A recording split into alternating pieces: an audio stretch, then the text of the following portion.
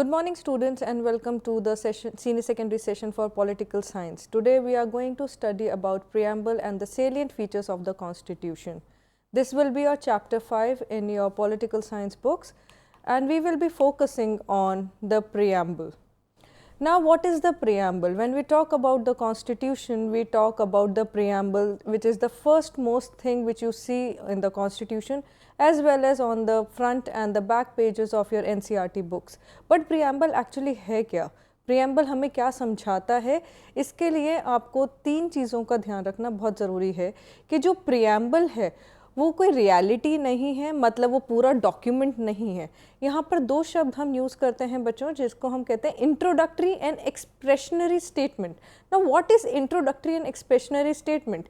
It means that it is a statement that tells you about the entire document. एक constitution को पढ़ने में आपको महीनों साल भी लग सकते हैं, लेकिन एकदम से अगर आपको जानना हो कि इंडियन कॉन्स्टिट्यूशन हमें क्या बताता है, इंडियन पॉलिटिक्स किस हिसाब से चलती है, इंडियन सिटीजन्स की क्या मेंटालिटी है, फिलॉसफी क्या है, कैसे इंडिया अपने आप को आगे बढ़ा रहा है, तो उसको समझने के लिए अगर आप प्रियम्बल पढ़ लेते हैं तो वो इंट्रोडक्टरी हो जाता है कि आपको एक इंट्रोडक्शन मिल जाता है कि आगे ये होने वाला है, या आगे हम इन प्रिंसिपल्स के बारे में बात करेंगे जो फोर फादर्स ने, जो पॉलिटिकल लीडर्स ने इंडिया के लिए, फ्यूचर के लिए सोचे थे। एक्सप्रेशनरी है, एक्सप्रेशन दिखता है। Now what is expression? Expression is the feelings, the emotions which are connected of the citizens of the country with the government and the principles. तो दो शब्द यहाँ पर सबसे इंपॉर्टेंट है कि preamble is not a document, it is just an introductory and expressionary statement in the document of the constitution which tells us the purpose and philosophy of the Indian citizens. The second is it explains about the tone of the constitution. Now what is the tone? What is the tone? Tone is that how it is expressed. अगर मैं आपसे बात कर रही हूँ और अगर आपको मुझे गुस्सा दिखाना है तो मेरी टोन में चेंज आ जाएगा। अगर मुझे आपको ये दिखाना है कि मैं आपसे रिक्वेस्ट कर रही हूँ तो मेरी टोन नीचे हो जाएगी। तो ऐसे ही कि हमारी टोन क्या है? Is it humble? Is it democratic? Is it autonomic? इन सारी चीज़ों को ध्यान में रखते हुए हम कहते हैं कि जो टोन ऑफ कॉन्स्टिट्यूशन है वो प्रियम्बल है। It reflects the desires and aspirations of the founding fathers of the constitution. हमारी क्या एस्पिरेशंस थी? 1947 में इंडियन कॉन्स्टिट्यूशन बनकर तैयार हुआ, 1950 में हमने उसे एक्सरसाइज करना शुरू कर दिया, बट उससे पहले क्या हुआ वो हमें प्रियम्बल बताता है कि इट इज़ द एस्पिरेशंस। जब हम ब्रिटिश राज से बाहर आए तो हमारे फोर फादर्स की क्या एस्पिरेशंस थी, हमें हिंदुस्तान कैसा चाहिए था, कि वो आगे जाकर कैसा हो, ये हमें प्रियम्बल बताता है। There are 9 key elements of the preamble which tells us about what the constitution or the document is all about. The first and foremost is sovereign. The first word is Indian, we the people of India calls India as sovereign. Sovereign means it actually states कि आज तक जो हम Britishers के under थे वो अब आगे नहीं है। We have no external power over us. Nobody can actually affect us. Nobody can actually have any control over us. Socialist. अभी तक क्या था कि जब तक ब्रिटिश काल में हमारे ऊपर राज चल रहा था, we were not socialist. We were talking all about the Indian people being exploited by the Britishers. So how to deal with it? That is socialist. कि अब हम जो भी करेंगे वो सब हम इंडियन लोगों के हिसाब से करेंगे, हम सोसाइटी को ऊपर रखेंगे, सरकार सोसाइटी के लिए काम करेगी, सिटीजन्स के लिए काम करेगी, किसी और के लिए नहीं। So it is generated socially, it is not by the force of the people. Then secular, that everybody will have complete freedom to practise any religion. हमारे देश में बहुत सारे रिलीजन हैं, from Kashmir to Kanyakumari, from your eastern states to Rajasthan. We have multiple religious practices going on. We have different cultures going on, traditions going on. So how to deal with them? उन religion को कैसे हम बताएं कि आप, क्योंकि आप सबको याद है कि जब हमारा देश आज़ाद हुआ हमारा पार्टीशन हो गया था। पार्टीशन का मेन बेस क्या था? रिलीजन। तो इंडियन कॉन्स्टिट्यूशन के प्रियम्बल हमें साफ बताता है कि now you don't have to be scared of the religion anymore, you have the freedom to practise any religion. Then democratic, starting from the medieval time period to the modern politics of India, we have always seen that we have always been under the autocratic system, autonomous system. एक इंसान का rule, एक राजा का rule, एक company rule, Britishers का rule, but हम किसी ना किसी के अंडर रहे हैं। तो डेमोक्रेटिक हमें ये समझाता है कि we have equal political rights, हम अपना नेता खुद चुन सकते हैं।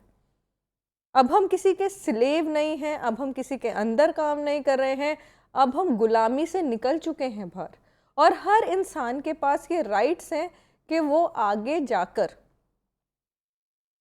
खुद भी एक राजा बन सकता है, एक मंत्री बन सकता है, एक लीडर बन सकता है। तो डेमोक्रेटिक की जब हम बात करते हैं, we talk about the political rights which is right to vote and right to be elected, both.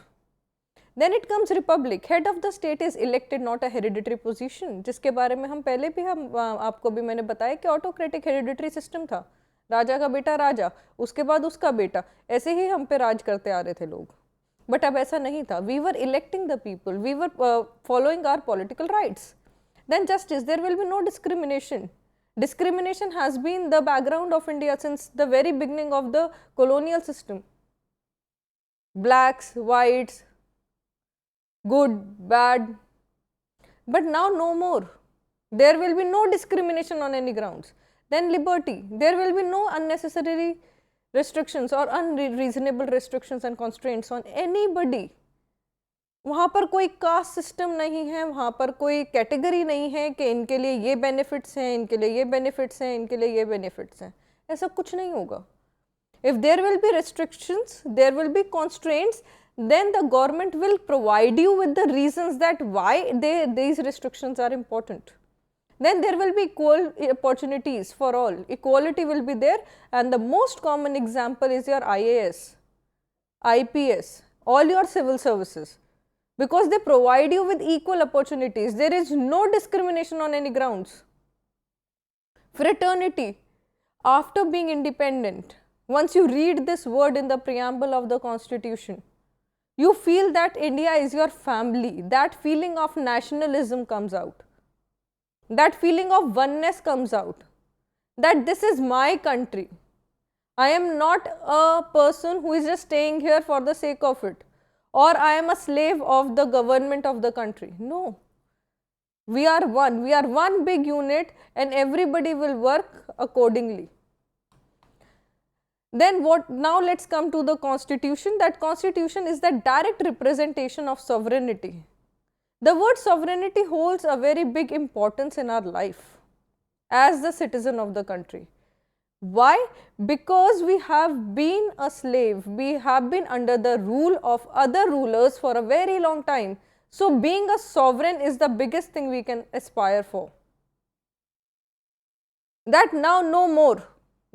End of the topic, end of the discussion, that we are not ready to take any charge of anybody anymore.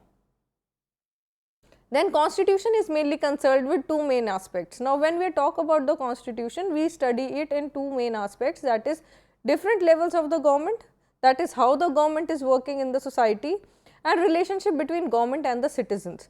तो दो तरीके से हम संविधान को जब हम पढ़ते हैं या संविधान के बारे में पढ़ते हैं, तो हम दो तरीके से पढ़ते हैं। एक तरीका क्या है कि हम सरकार के बारे में पढ़ेंगे कि सरकार अलग अलग लेवल पर कैसे काम कर रही है, कैसे आगे बढ़ रही है, लेवल्स क्या हैं गवर्नमेंट के, और दूसरा क्या है कि सिटीजन्स और सरकार के बीच में क्या रिलेशनशिप है। What is the government doing for the citizens and what is the citizens doing for the government? Now how to understand is कि सरकार हमारे लिए पॉलिसीज बना रही है, लेकिन उन पॉलिसीज को फॉलो करना और उनको सक्सेसफुल बनाना सिटीजन्स का काम है। तो जो रिलेशनशिप है fundamental rights and duties, rights are related to the government and the citizens and duties are related to first the citizens and then the government. So it is like a two-way process. It is the basic fundamental law of the state, lays down the objectives of the states and provide constitutional framework. It is the basic fundamental law of the state. That means everybody has to follow this law, and lays down the objectives of the state, that what are we actually aspiring from the constitution, what are we actually aspiring from the government, how the people in the country has to work to come together and work for the best and also fulfill the aspirations of our forefathers, that is of the welfare state. And it also provides a constitutional framework. Now, what is the Constituent Assembly? How the constitution came into existence? It was constituted in 1946. We will come to the detail of it once we will talk about the making of the constitution. So, it was constituted in 1946. Constituent Assembly एक वो आप कह सकते हो एक organisation थी, एक unit थी जिसे बनाया गया था संविधान को लाने के लिए, ताकि संविधान अच्छे से बन सके और सिटीजन्स के लिए जो हमने एस्पायर किया है वो हम फुलफिल कर सकें, कि हमारे को ऐसा देश चाहिए है, हमें अपने सिटीजन्स को ये बेनिफिट्स देने हैं, हमारे देश में ये प्रिंसिपल्स, ये फिलॉसफीज होनी चाहिए, and also how to put it into practice also, not only the theoretical part of it. So it was chaired by the president of the country, that is Dr. Rajendra Prasad, and he also presided over the assembly. तो जहाँ तक making का सवाल है वहाँ पे doctor Rajendra Prasad was the president of the Constituent Assembly also, as well as he was the president of the country also. And there were two types of committees at that time, because हम तभी partition से बाहर निकले थे, हम तभी एक बहुत बड़े नेशनल रिवाइवल से बाहर निकले थे, हमारे को नहीं पता था देश कैसा चलाया जाता है, और हर इतना ज़्यादा डिवीज़न था on the basis of caste, on the basis of religion, on the basis of language, कि हमें समझ में नहीं आ रहा था what all to put into the constitution. So there were two types of committees which were made. That was, one was relating with the procedures, कि आगे कैसे बढ़ना है, और जो दूसरी कमिटी थी that was concerning with the important issues. Important issues का मतलब है कि ये तो पता है कि इशू ये है, फॉर एग्जाम्पल हमें इंडिया को यूनिफाई करना है एज वन कंट्री, बट वो करेंगे कैसे, प्रिंसली स्टेट्स को हम इंडियन यूनियन के साथ कैसे जोड़ेंगे, what will be the base of unification of India, ये सब काम कर रहा था हमारी दूसरी committee, that was the committee concerning with the procedures. Dr. B.R. Ambedkar was the chairman of the drafting committee. Draft means once you make the blueprint. तो उनके जो चेयरमैन थे वो डॉक्टर बी आर अम्बेडकर थे, and this was the third committee. So there were many committees which were formed at that time. एक fundamental rights के साथ एक कमिटी अलग थी, एक कमिटी थी जो आपके प्रोसीजर से रिलेटेड थी, एक कमिटी थी जो आपकी वर्किंग लेजिस्लेटिव फंक्शन से रिलेटेड थी, एक आपकी कमिटी थी जो एग्जीक्यूटिव फंक्शन से related. So there was a multiple organisations working together. It was not single man's job. The Constituent Assembly worked for the needs and principles of all sections of the society, and it fulfilled the dream of unity in diversity. Now, what is unity in diversity?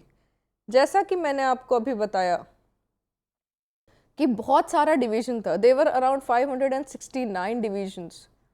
Princely states, उन 569 को हमने 26 में convert किया, तो एक दिन का काम नहीं था, बट उनको कैसे जोड़ा एक साथ, वो सारा श्रेय हमारा कॉन्स्टिट्यूएंट असेंबली को जाता है. Now what are the objectives of the constitution? Constitution was drafted in the background of colonial rule, national movements, mass based movements, struggle and partition. बहुत सारी चीज़ें थी, and it all started long back, way before we got independence. तो national movements बहुत सारी हुई, mass based freedom movements हुई, partition हो गया, तो ऐसा नहीं था कि आसानी से सब कुछ खुशी खुशी मिल गया था। बहुत मेहनत लगी, बहुत लोगों की जान गई, बहुत लोगों ने मास मूवमेंट्स हुए, स्ट्रगल किया to attain the freedom. There were three main objectives or the concerns of Constituent Assembly. First were the aspirations of the people. And these aspirations of the people were directly related, or you can say directly proportional to the national movements. Aspirations हमें कहाँ से पता चली कि actually citizens of the country चाहते क्या हैं? वो हमें पता चली Constituent Assembly से और national movements को पढ़ने के बाद कि नेशनल मूवमेंट्स के जो एजेंडाज थे, B it quit India movement, B it Swaraj, B it स्वदेशी, बी इट बॉयकॉट मूवमेंट, ये सारे मूवमेंट्स क्या दिखा रहे थे कि हमारी ये एस्पिरेशंस हैं, हम अपने देश से ये चाहते हैं, integrity and unity of the country. Because partition के बाद सब टूट चुके थे, रातों रात लोगों के घर खत्म हो गए, वो रिश्ते खत्म हो गए जो सालों से चल रहे थे, इंसान इंसान का दुश्मन हो गया on the basis of one religion. तो और वो बंटवारा नहीं चाहते थे, the citizens never wanted that partition. तो उसको जोड़ना, उस यूनिटी को बना के रखना, वो हमारी एस्पिरेशंस थी। Then establishment of democratic party, because we had always seen exploitation by the autocratic rule during the colonial period. So one of the biggest aspirations was to have a democratic setup where everybody has equal rights. Its ultimate goal was to fulfill ideas and ideals of the citizens. तो main objectives ये थे कि अब जो भी हम काम करेंगे वो socialistic point of view से करेंगे, and ultimate goal is to fulfill the ideas and ideals of the citizens. Making of the constitution. Now what do you understand by the making of the constitution? Let's just look at this timeline. I am giving you 2 seconds to kindly copy down the dates.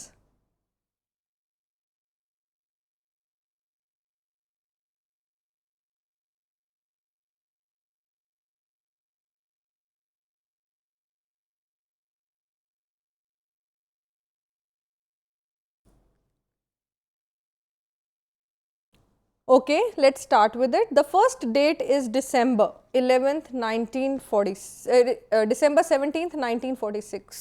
और उसके नीचे एक बहुत बड़ी term लिखी हुई है, objective resolution. Now what is objective resolution? Objective resolution was the document given by Jawaharlal Nehru, which had an entire list of what are the aspirations and the vision for India in the coming year and years. आगे हमें अपना देश कैसा चाहिए वो सब कुछ उन्होंने ऑब्जेक्टिव रेजोल्यूशन में लिख दिया.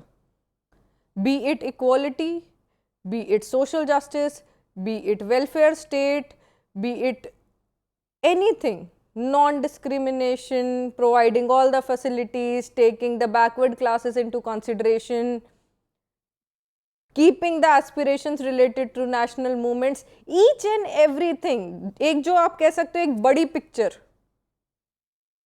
ऑफ द फ्यूचर, वो जवाहरलाल नेहरू जी ने ऑब्जेक्टिव रेजोल्यूशन में लिख दिया था. So it is basically the document which was given to Constituent Assembly as a draft कि अब आप इसके ऊपर काम करना शुरू करें.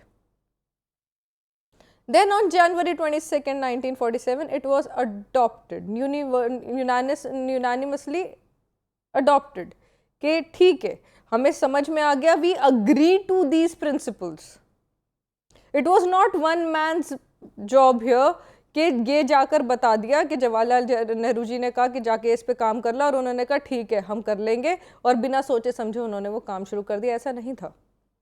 It was adopted, it was accepted unanimously, that is with the consent of all the people who were working at that time and the Constituent Assembly, that now we know what we actually want and then put forward.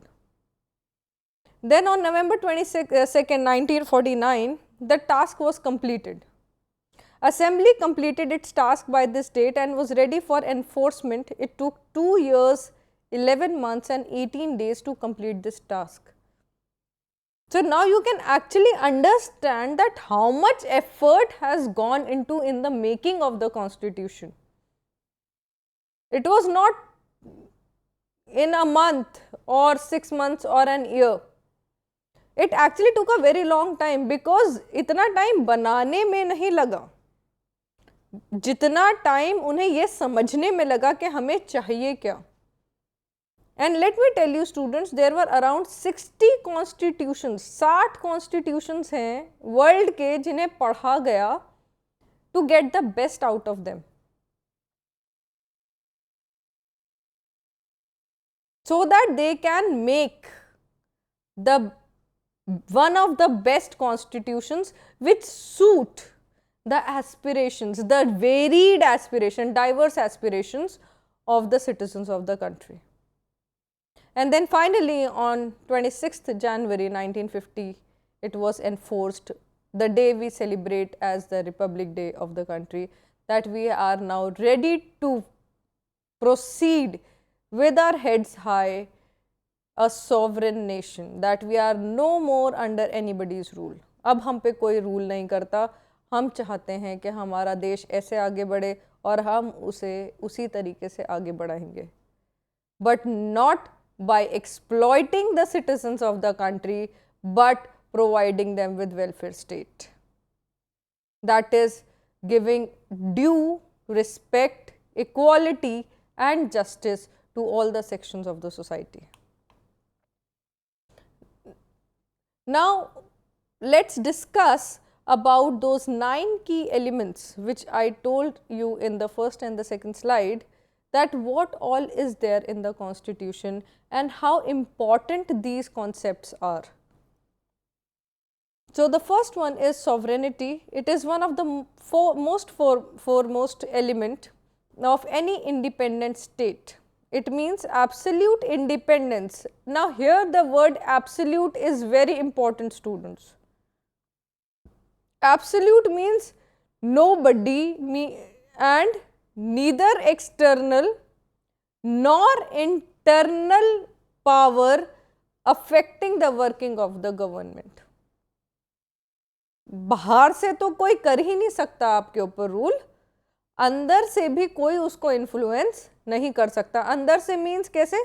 आपके pressure groups, आपकी political parties, in the form media, in the form of riots, in the form of protests. आप criticise कर सकते हो government को, but आप उनके ऊपर रूल नहीं कर सकते. India is free to formulate its own foreign policy, which is a very big thing. हमारे देश के देश में राजकाज कैसा हो वो तो ठीक है, लेकिन उसके साथ क्या कि हमारी फॉरेन पॉलिसी कैसी हो, हमारे बाकी के देशों के साथ क्या टाइम हो, हमारा बाकी के देशों के साथ रिलेशंस कैसे हों, ये हमारे हाथ में है. It also states zero existence of external and internal control. Now it will be time for break, students. We'll resume in 1 minute.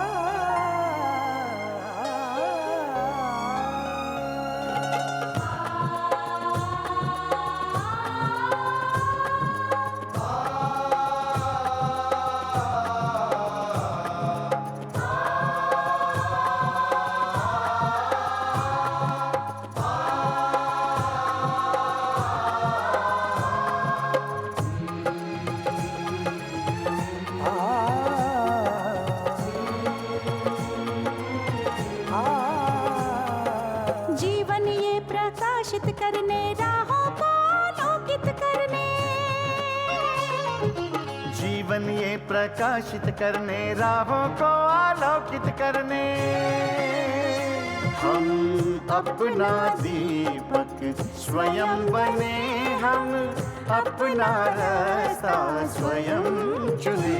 हम अपना दीपक स्वयं बने, हम अपना रास्ता स्वयं चुने.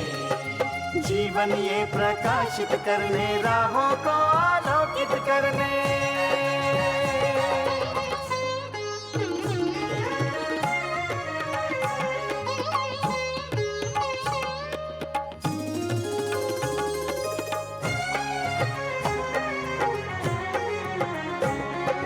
धन साधन समय की सीमा से विद्यालय जो मुक्त हो,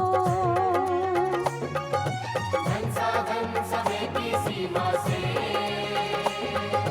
विद्यालय जो मुक्त हो। कभी पढ़े हम कहीं पढ़े, वे विषय की लोच से युक्त हो। कभी पढ़े हम कहीं पढ़े, वे विषय की लोच से युक्त हो। मित्रों हम उठे और जागे, मंजिल आने की ध्वनि सुने, हम अपना दीपक स्वयं बने, हम अपना रास्ता स्वयं चुने। जीवन ये प्रकाशित करने, राहों को आलोकित करने।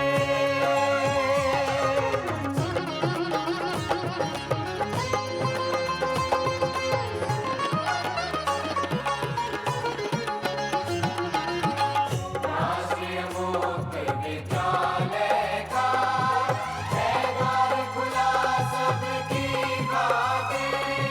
शिक्षा परीक्षा का अवसर एक बार ही क्यों मिलता फिर। शिक्षा और परीक्षा का अवसर एक बार ही क्यों मिलता फिर। दुनिया में इसके केंद्र बहुत, कोई मन चाहा केंद्र चुने, हम अपना दीपक स्वयं बने, हम अपना रास्ता स्वयं चुने।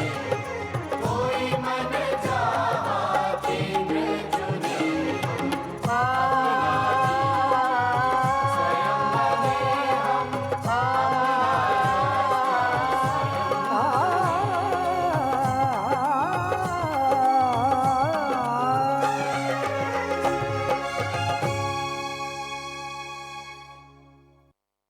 Welcome back students, and now we will move to the second topic, that is the socialist, which is the second key element of the constitution.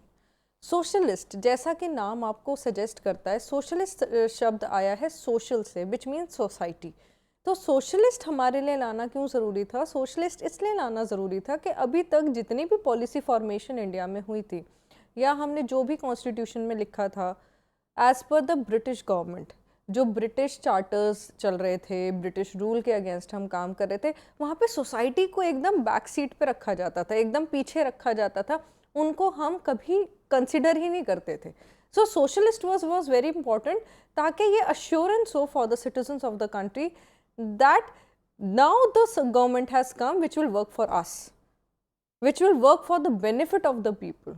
This term has been used in the context with economic planning, कि अब जो planning होगी वहाँ पे जो opportunities मिलेंगी, job opportunities मिलेंगी, पढ़ाई होगी, आगे की जो तरक्की होगी, उसमें सरकार हमारे को सहायता करेगी, हमारे लिए अपॉर्चुनिटीज़ देगी, हमारे को पढ़ाई करने के लिए आगे बढ़ाएगी. इसीलिए आप देखते भी हैं कि जितने भी हमारी पॉलिसी फॉर्मेशन होती है वो सारे सेक्शंस ऑफ द सोसाइटी को ध्यान में रखकर होती है. इवन रिजर्वेशंस भी अगर हम लेकर आए थे तो वो इसलिए था ताकि कोई भी सेक्शन ऑफ सोसाइटी जो है वो इकोनॉमिकली बैकवर्ड ना हो. Ideals of socialism are removal of inequalities, inequalities को पूरी तरह खत्म करना, provision of minimum basic necessities to all, कि जो हमारी बेसिक नेसेसिटीज हैं, एंड व्हाट आर दोज? रोटी कपड़ा मकान.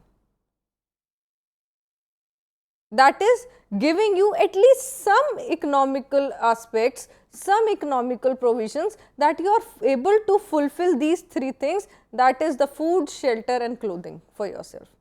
And then equal pay for equal work. Whatever you are doing, you will get equally paid. That means there will be no discrimination even on the basis of gender. अगर एक building में, एक construction building में 2 लोग काम कर रहे हैं, एक महिला है एक पुरुष है, और पुरुष को 50 रुपए दिन मिल रहा है तो महिला को भी 50 रुपए दिन ही मिलेगा। ऐसा नहीं है कि पुरुष को 50 रुपए मिलेंगे और महिला को 30 रुपए मिलेंगे, और बालक अगर कोई काम कर रहा है तो उसको 10 रुपए मिलेंगे। नहीं, आप भी उतनी ही मेहनत कर रहे हो जितना दूसरा इंसान कर रहा है। So equal pay for equal work was very important at that point in time, वरना अभी तक एक्सप्लॉयटेशन चल रहा था। DPSP, that is Directive Principles of State Policy, has been incorporated, and these principles are holy. Holy means everybody has to follow them. Even the government has to follow these directive principles. And what are these directive principles? As the name suggests, the guidelines for the government to work for maintaining a welfare state and fulfilling the principles and ideals of socialism. कि पूरे समाज का उद्धार हो, समाज आगे बढ़े, समाज की तरक्की हो। These principles are partly implemented in the constitutions. Constitution में आधी तरीके से इम्प्लीमेंटेड है सोशलिज्म, क्योंकि हमारे को बाकी सारी चीज़ों का भी ध्यान रखना पड़ा, based on foreign policies, economic policies, the working of the government in context with international policies also. But DPSP जो है, जो हमारी directive principles of state policies हैं, वो पूर्णतः सोशलिज्म पर बेस्ड हैं। Secularism, which is the third key element, is that the state have no religion. हमारे देश में कोई भी रिलीजन को हम इंडियन रिलीजन नहीं कहते, and secularism is the biggest example और representation of it, that nobody can force any other person to follow the working of a particular religion. And it not only talks about the religion, it also talks about the customs and traditions and rituals related to any specific religion. तो आप किसी भी धर्म को follow करने के लिए बिल्कुल फ्री हैं। इवन अगर आप अपना धर्म बदलना चाहते हैं तो भी आप फ्री हैं, and this is what the Indian Constitution has given us. Every individual is free to believe in, practice in any religion. कोई भी religion हो। आज मैं हिंदू हूँ, कल मेरा मन करा मैं बुद्धिज्म को फॉलो करूं क्योंकि मुझे पीस पसंद है, तो मैंने अपना धर्म परिवर्तन कर लिया। कुछ टाइम बाद मुझे ऐसा लगा कि अभी भी मुझे अच्छा नहीं लग रहा है और मैं आज से ईसाई धर्म का पालन करूंगा, मैंने उसे चेंज कर लिया, मैंने उसके रिचुअल्स फॉलो करने शुरू कर दिए। Nobody can stop you. And this is what secularism tells us, that there is no religion which has superiority over any other religion. State will not discriminate against any individual or group on the basis of religion. State किसी को भी discriminate नहीं करेगी। ऐसा कभी नहीं हो सकता कि एक ट्रेन में अगर 6 डिब्बे हैं तो 6 के 6 अलग अलग रिजर्व्ड हैं, कि एक डिब्बा हिंदू का, एक डिब्बा मुसलमान का, एक डिब्बा ईसाई का, एक डिब्बा सिख का, एक डिब्बा जैनीज का, एक डिब्बा बुद्धिस्ट मॉन्क्स का। नहीं, एक डिब्बा सबका। आप किसी भी धर्म के हो, आप उसमें बेझिझक फ्री ट्रैवल कर सकते हो। फ्री ट्रैवल एज इन कि आपको कोई डिस्क्रिमिनेशन नहीं किया जाएगा या आपको आपके धर्म के नाम पर उस डिब्बे से नहीं उतारा जाएगा। And the state will not support any particular religion. अगर हम किसी भी धर्म की बात करें तो कोई भी सरकार उसे पर्टिकुलरली सपोर्ट नहीं करेगी। It will always stand with equality and justice. Then comes democratic republic. यहाँ पर 2 शब्द हैं बच्चों, एक है डेमोक्रेटिक, दूसरा है Republic. Democratic means that the working of the government will be directly proportional to the participation of the people. And republic means that the Indian government is having its own constitution. So democratic government and republic government means that the head of the state is elected and it is elected by the people's participation. तो दोनों चीज़ें equally important हैं यहाँ पे, इसीलिए हम दोनों शब्दों को एक साथ लेकर चलते हैं, क्योंकि रिपब्लिक तब बनेगा जब इलेक्ट होगा एक हेड, और इलेक्ट कौन करेगा? लोग करेंगे। तो democratic means peoples participation, a government which is working for the people of the government. It is elected by the citizens of the country. The participation of the people is utmost. And while electing the head of the state, that is head of the country, the prime minister and the president, people's participation is there. Their consent is there. Prime minister को हम directly elect करते हैं, president को हम indirectly elect करते हैं, लेकिन वो हेरिडिटरी नहीं है. ऐसा नहीं है कि एक कोई जो प्रेसिडेंट बने थे उनका बेटा फिर प्रेसिडेंट बनेगा, उसके बाद उसका बेटा प्रेसिडेंट बनेगा. नहीं, वो प्रेसिडेंट बनेगा जिसे समाज और सिटीजन्स, नागरिक चाहेंगे, और सरकार यूनानिमसली सबके से डिस्कशन करने के बाद सबके कंसेंट के साथ आगे वो बढ़ेगी. Then comes three most important words, and I would say these are the pillars of Indian Constitution: justice, liberty and equality. इन तीन चीजों के बिना हमारा देश आगे नहीं बढ़ सकता. Justice promises giving each his or her due and fulfilling the basic rights of food, clothing, housing, participation in decision making and living with dignity. यहाँ पर एक वर्ड है giving each his due. Due word को please आप याद कर लें, अपनी कॉपीज में लिख लें, क्योंकि ये वर्ड आपको अपने आंसर शीट्स में मेंशन करना है. जस्टिस का मतलब सिर्फ ये नहीं है कि सबको हम बराबरी से एक निगाह से देख रहे हैं, इक्वालिटी प्रोवाइड कर रहे हैं. जस्टिस का मतलब ये भी है कि जिसका जो हक है वो उसको मिले, पार्टिसिपेशन सबका बराबर हो और डिग्निटी से लोग जिएं. देन कम्स लिबर्टी, कि कोई भी कभी भी किसी भी ग्राउंड्स के बेसिस पर ना तो डिस्क्रिमिनेट करा जाए ना एक्सप्लॉइट करा जाए. Everybody should have a freedom of thought and expression. There should be no unreasonable restraints and constraints. Equality. Equality holds a special place in the Constitution and is a place of pride. हर कोई बराबर है in front of the rule of law, that is the utmost law of the country. And there will be no discrimination on caste, creed, language, region, religion, anything and everything included. आप किसी को भी ऊंच नीच जात पात के नाम पर कहीं से भी ना भगा सकते हैं, ना धुतकार सकते हैं, ना गाली दे सकते हैं, ना आप उनका किसी पब्लिक प्लेस पे आना जाना रोक सकते हैं. इन सब की इजाजत आपको संविधान नहीं देता. Now when we talk about all the previous ones, जिसके बारे में हमने बोला डेमोक्रेटिक है, सेक्युलर है, सोशलिस्ट है, रिपब्लिक है, सॉवरेन है, जब हम इन पांचों को जोड़ देते हैं, इक्वालिटी है, सोशल जस्टिस है, इन सब को जब हम जोड़ देते हैं तो एक टर्म हमारे सामने आती है, that is egalitarian society. Egalitarian society means equal society, जहां पे इक्वालिटी है. और जब इक्वालिटी है, सबको सबका हक मिल रहा है, तो ऑटोमेटिकली वो फैमिली वाली फीलिंग आ जाएगी. हम ये नहीं कह रहे कि सबको बराबरी का सब कुछ मिल रहा है,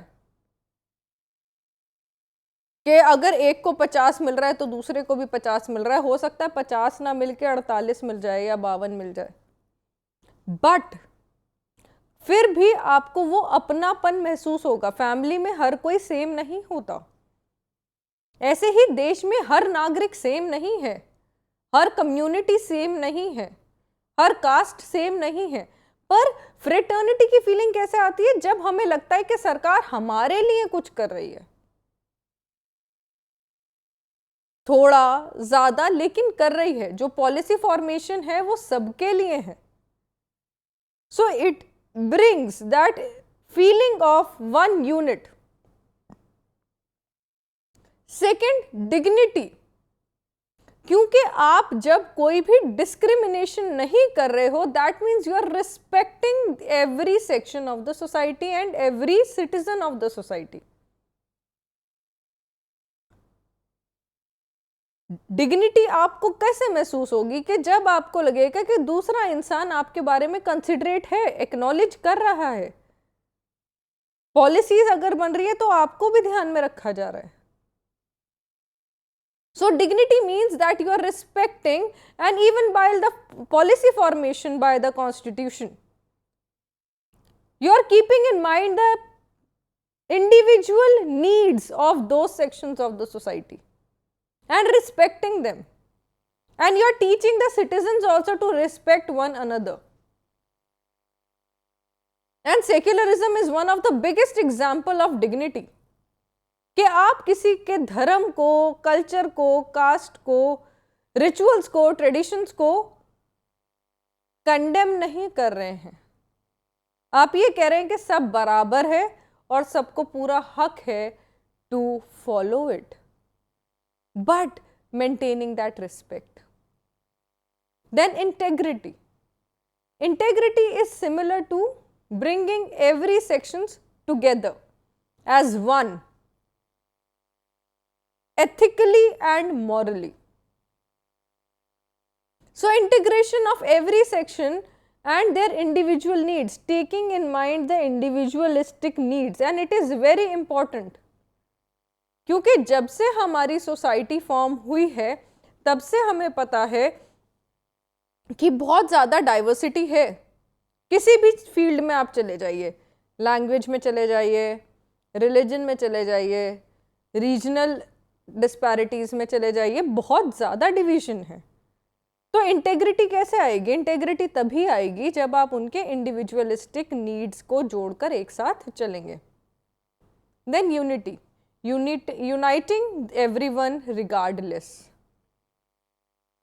कि अगर आप इंडियन बाउंड्री के अंदर हैं, चाहे आप कहीं से भी आए हों, आपका कोई भी सोशल, इकोनॉमिकल, पॉलिटिकल बैकग्राउंड रहा हो, आप हिंदुस्तानी हैं। और वो फीलिंग जो है नेशनलिज्म की, वो आपको यूनिफाई कर रही है, जोड़ रही है आपस में। आप चाहे दिल्ली में हो, जालंधर में हो, जबलपुर में हो, चेन्नई में हो, राजस्थान में हो, हिंदुस्तान के किसी भी कोने में हो, पर वो जो एक फीलिंग है कि हम हिंदुस्तानी हैं वो ख़त्म नहीं होती। हम एक देश के वासी हैं वो ख़त्म नहीं होती, जबकि बहुत ज़्यादा कल्चरल डिस्पैरिटीज़ आ जाएंगी, बहुत ज़्यादा लिंग्विस्टिक डिस्पैरिटीज़ आ जाएंगी, बट वो फीलिंग नहीं जाएगी, क्योंकि इगैलिटेरियन सोसाइटी आपको एज वन यूनिट जोड़ देती है।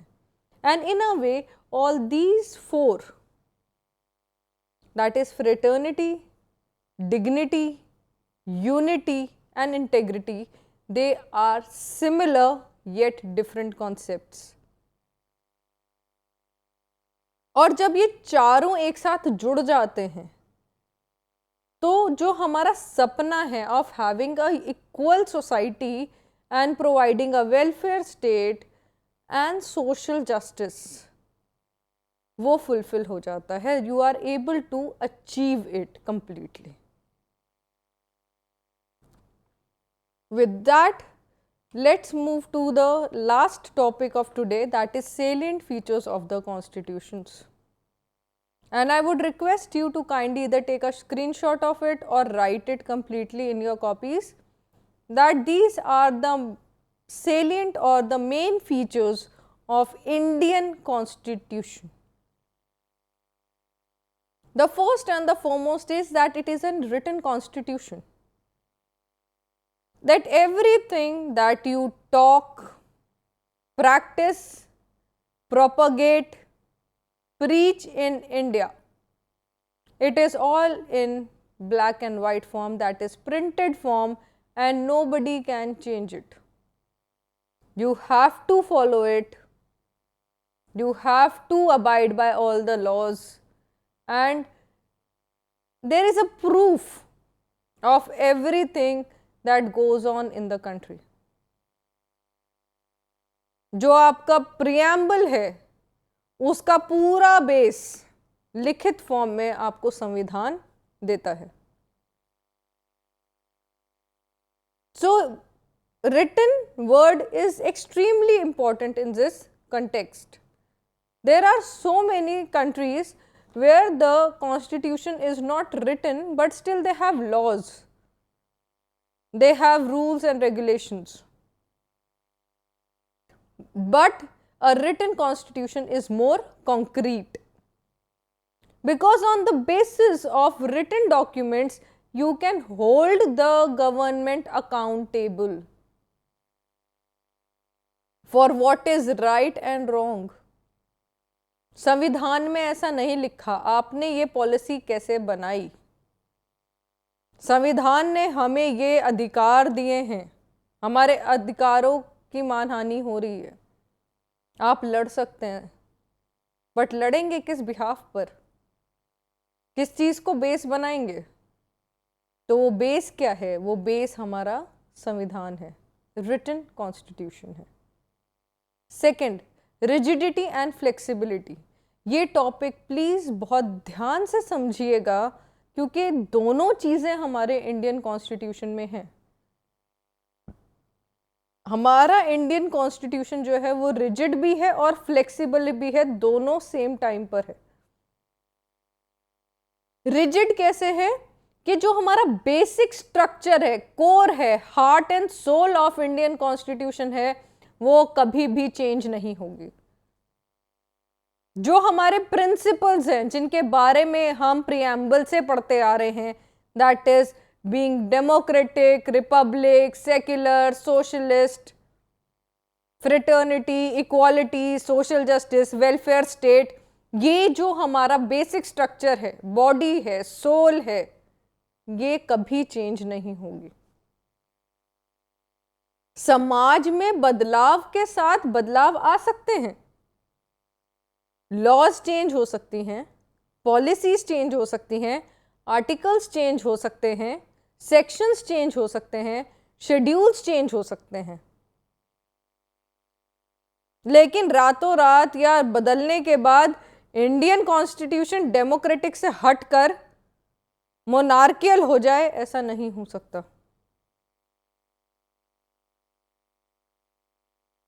क्योंकि वो हमारी नींव नहीं है, फाउंडेशन नहीं है, हमारी फाउंडेशन फिक्स्ड है।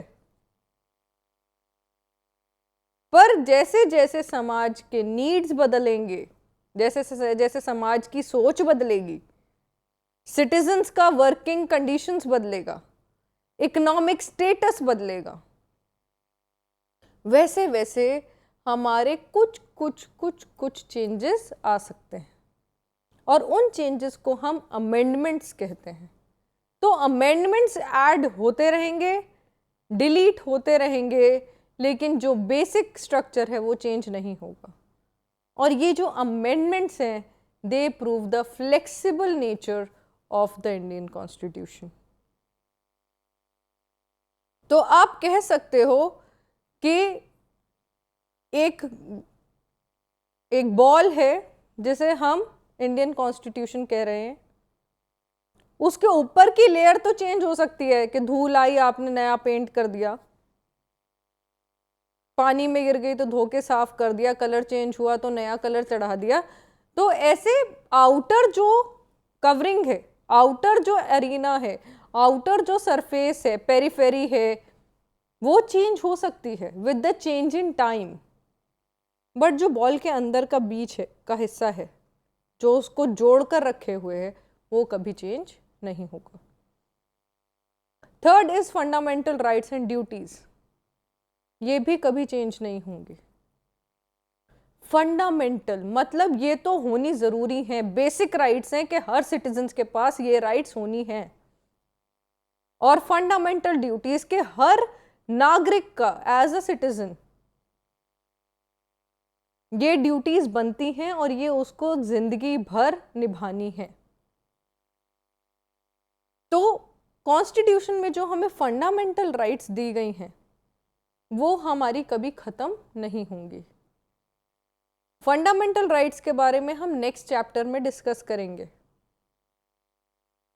Fundamental duties are those duties which are implied on us but in a persuasive manner, कि आपको वो फॉलो करनी है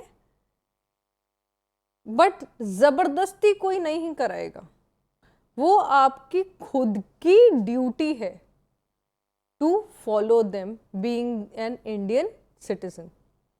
देन पार्लियामेंट्री डेमोक्रेसी, कि पार्लियामेंट्री डेमोक्रेसी का क्या मतलब है कि जो भी हमारा हेड ऑफ द स्टेट है, he or she will be an elected member, 1.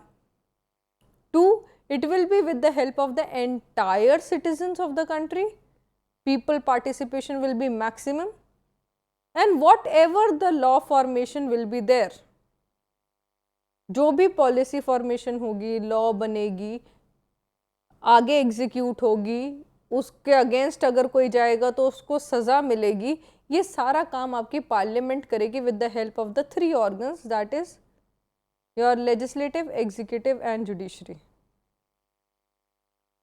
तो जो भी आपका जो पॉलिसी फॉर्मेशन है वो भी लोगों के साथ ही होगा, उन इलेक्टेड रिप्रेजेंटेटिव्स के साथ होगा जो आज तक आप इलेक्ट करके आगे भेज रहे हैं और अपनी रिप्रेजेंटेशन को आगे लेकर जा रहे हैं।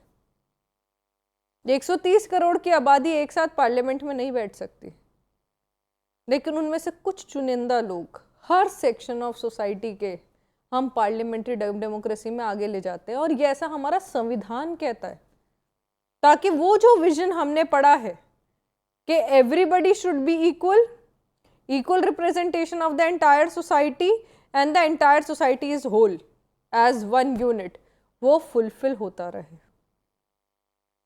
अगर हमें कभी ऐसा लगता है कि किसी पर्टिकुलर सेक्शन ऑफ सोसाइटी के अगेंस्ट कुछ हो रहा है, एक्सप्लॉयटेशन हो रही है, तो उसे हम ये कह सकते हैं कि वो कंप्लीटली हम कॉन्स्टिट्यूशन को फॉलो नहीं कर रहे हैं। And last but not the least is your federal polity. Now what is federal polity? कि काम करने के लिए आपका जो डिवीजन है वो इक्वल है। इक्वल डिवीजन किस किस के बीच में है?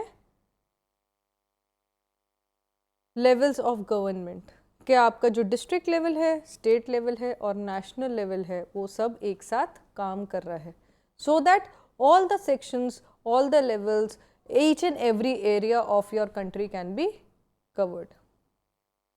With that, we finish the topic for today. I am sure that you have understood the core of Indian Constitution during this session. In the next session, we will talk about the fundamental rights, that will be your chapter 6 in your books. If you have any queries, you can post it on the email provided or post it on NIOS portal, and we will try to take up your queries in the next session. Please go through your books, read the topics carefully, and if there is any confusion, please clarify. And these topics, most importantly the preamble and the constitution, is the core of the political system. So, underline the topics which I asked you to, copy down these points, and I am sure it will help you in the future also when you revise your topics. That's all. Thank you for the class today.